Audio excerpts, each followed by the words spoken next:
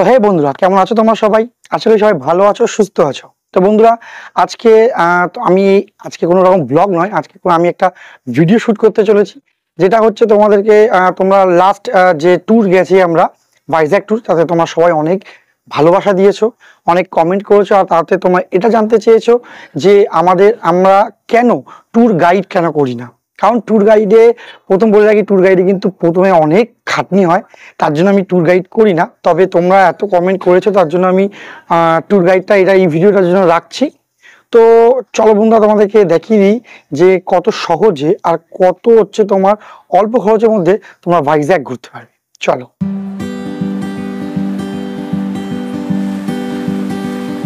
বন্ধুরা, ভাইজ্যাক এমন এক শহর যেখানে আছে সমুদ্রের উত্তাল ঢেউ, পরিষ্কার পরিচ্ছন্ন রাস্তাঘাট, নাম না জানা কিছু খাওয়া দাওয়া, আর বুঝতে না পারা একটা মিষ্টি ভাষা, আর দেখার জন্য দারুণ দারুণ জিনিস, সবকিছু মিলিয়ে একেবারে একটা ফাটাফাটি জায়গা।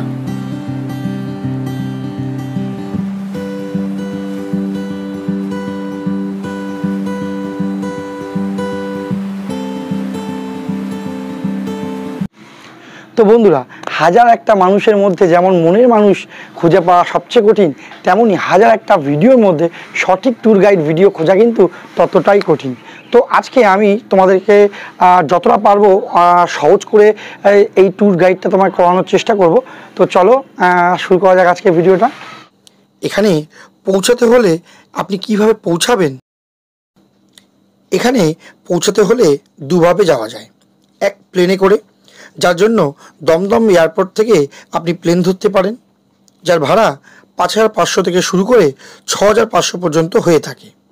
আর আপনাকে নামতে হবে বিশাখাপত্তনম ইন্টারন্যাশনাল এয়ারপোর্ট। সেখানে নেমে আপনি ওলা কিংবা উবের করে চলে আসুন বিখ্যাত বিশাখাপত্তনমের আরকে বিচে। আর এখানে আসার দ্বিতীয় উপায় হলো কিন্তু অবশ্যই ট্রেন, যার জন্য আপনি হাওড়া থেকে অনেক ট্রেন পেয়ে যাবেন, যার মধ্যে Falaknuma express, Humsafar express, Coromandel express, Amaravati express, আরও অনেক ট্রেন পেয়ে যাবেন, যার ভাড়া মোটামুটি স্লিপার ক্লাসে 475 থেকে 550 টাকা হয়, থার্ড এসিতে 1200 থেকে 1300 টাকা হয়, সেকেন্ড এসিতে 1700 থেকে 1800 টাকা হয়, এবং ফার্স্ট এসিতে 2900 থেকে শুরু করে 3000-এর মধ্যে হয়ে থাকে। এই ট্রেনে করে এসে আপনার নামতে হবে বিশাখাপত্তনম স্টেশনে। স্টেশনের বাইরে থেকে অটো টোটো নিয়ে চলে আসতে পারেন, কিংবা র্যাপিডো ওলাও নিতে পারেন। এই ক্ষেত্রে আমি বলবো যে আপনারা র্যাপিডো করে চলে আসতে পারেন এখানকার ফেমাস বিচ আরকে বিচে। ভাড়া পড়বে মাত্র 100 থেকে 130 টাকা। তো পৌঁছাতে গেলে তোমার ভাইজ্যাকে, এবার থাকবে কোথায়, খাবে কি? তো বন্ধুরা, বলে রাখি, ভাইজ্যাকে কিন্তু থাকার জন্য অনেক হোটেল রয়েছে, তবে পুরীর তুলনায় কিন্তু অনেকটাই কম। সেক্ষেত্রে তোমাদেরকে চেষ্টা করতে হবে এমন একটা হোটেল নেওয়ার যেটা তোমার বাজেটও কম হবে, আর একটু তোমার বিচের কাছাকাছি হবে। তো চলো তোমাদেরকে দেখিয়ে দিই আমরা কোন হোটেলে ছিলাম। চলো। এখানে বলে রাখি, পুরীর মতো কিন্তু বিচের কাছাকাছি অত হোটেল পাবেন না। যা মোটামুটি পাবেন সেগুলো কিন্তু একটু ভিতরে, আর যেগুলো আপনি বিচের উপরে পাবেন তার ভাড়া কিন্তু অনেক বেশি।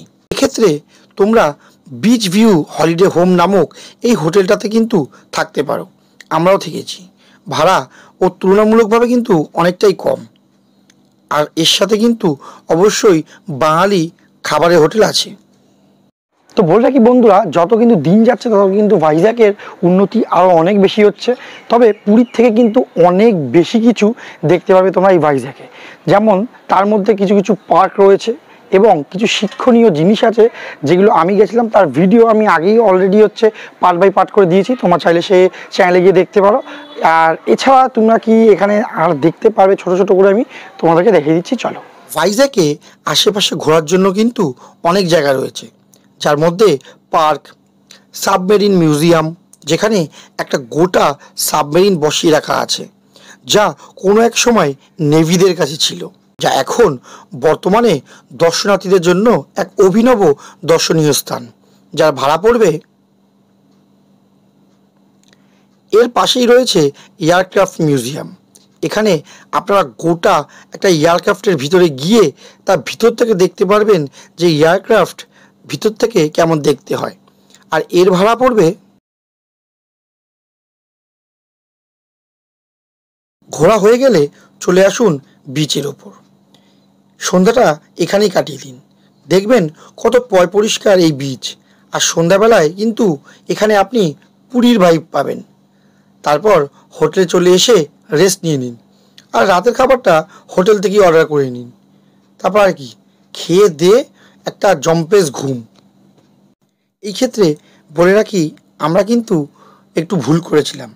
সময়ের একটু সমস্যার জন্য আমরা আরকু ভ্যালিতে ঘুরতে যেতে পারিনি। আমরা দ্বিতীয় দিনটা রেখেছিলাম পুরোপুরি বিচে কাটানোর জন্য। দ্বিতীয় দিন বিচে দুপুরবেলায় কাটিয়ে চলে আসলাম রুমে এসে সুইগি জোম্যাটো থেকে খাবার অর্ডার করে নিলাম। খাবার সেরে একটু বিশ্রাম নিয়ে বেরিয়ে পড়লাম কিন্তু ট্রেনের জন্য। বিশাখাপত্তনম স্টেশন থেকে কিন্তু হাওড়া ফেরার অনেকগুলি ট্রেন আছে, যেগুলি হলো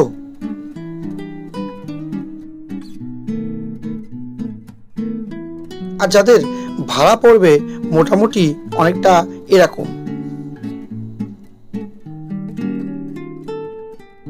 তবে আমি বলবো করমণ্ডলে কেউ স্লিপার ক্লাসের টিকিট কাটবেন না, না হলে আমাদের মতো সমস্যায় পড়তে হবে। কি সমস্যা তার জন্য আমি আলাদা ভিডিও দিয়ে দিয়েছি, চ্যানেলে গিয়ে তোমরা সেটা দেখতে পারো। করমণ্ডলে কাটলে আপনার থার্ড এসিতে, সেকেন্ড এসিতে কিংবা ফার্স্ট এসিতে কাটুন, কিন্তু কেউ স্লিপার ক্লাসে টিকিট কাটবেন না। তো বন্ধুরা, তোমাদেরকে যতটা আমি কম করে হোক ছোটো ছোটো করে পাঠ করে আমি দেখিয়ে দিলাম যে তোমরা এখানে কিভাবে যাবে, কোথায় থাকবে, কি খাবে, আর হচ্ছে তোমার কিভাবে বাড়ি আসবে। তো বন্ধুরা, আর কি ভয় আর কিছু নেই, তোমার চাইলেই কিন্তু খুব সহজে এখন ভাইজ্যাগে যেতে পারো। পুরী অবশ্যই আমাদের কাছে, বাঙালিদের কাছে খুবই একটা ইন্টারেস্টিং জায়গা। তো বন্ধুরা, তোমরা যারা অনেকবার হচ্ছে পুরী গিয়ে পুরী ঘুরে হয়রান হয়েছো, চাইছো অন্যরকম কিছু, তো তোমাদেরকে বলবো তোমরা কিন্তু সেই ক্ষেত্রে কিন্তু অবশ্যই ভাইজ্যাগ যেতে পারো। ভাইজ্যাগে সমস্ত সব কিছু তোমাদেরকে আমি যতটা ছোট করে হোক ততটার মধ্যে আমি দেখিয়ে দেওয়ার চেষ্টা করলাম। আর যদি তোমরা এটাকে হচ্ছে ডিটেলে দেখতে চাও, তাহলে তোমরা কিন্তু আমাদের চ্যানেলে যেতে পারো। চ্যানেলে কিন্তু হচ্ছে তোমার ভাইজ্যাগ ট্যুরের প্রতিটা ছোট ছোট করে হচ্ছে ব্লগ, প্রতিদিনের ব্লগ ভাগ ভাগ করে করা আছে। কোন ট্রেনে কেমনভাবে আমরা জার্নি করে গেছি, কোথায় থেকেছি, কি খেয়েছি, তার ডিটেল ভিডিও রয়েছে। তোমরা চাইলে কিন্তু সেখানে গিয়ে আমাদের ভিডিওগুলো ওয়াচ করতে পারো। আর যদি এই ভিডিওটা ভালো লাগে তাহলে তোমরা অবশ্যই আমাকে কমেন্ট করে জানিও, বিকজ এটা আমাদের ফার্স্ট টাইম কোনো ট্যুর গাইডের ভিডিও আমরা করছি। তো সেহেতু কেমন হলো অবশ্যই আমাকে একবার জানিও। আর যদি এরকম ধরনের ট্যুর গাইড ভিডিও তোমরা দেখতে চাও, তাহলে কিন্তু সেটা আমাকে অবশ্যই কমেন্ট করে জানিও। তো চলো, দেখা হচ্ছে আবারও একটা নতুন ভিডিওতে, নতুন ব্লগের নতুন জায়গা নিয়ে। ততক্ষণ জয় হিন্দ, বন্দে মাতরম।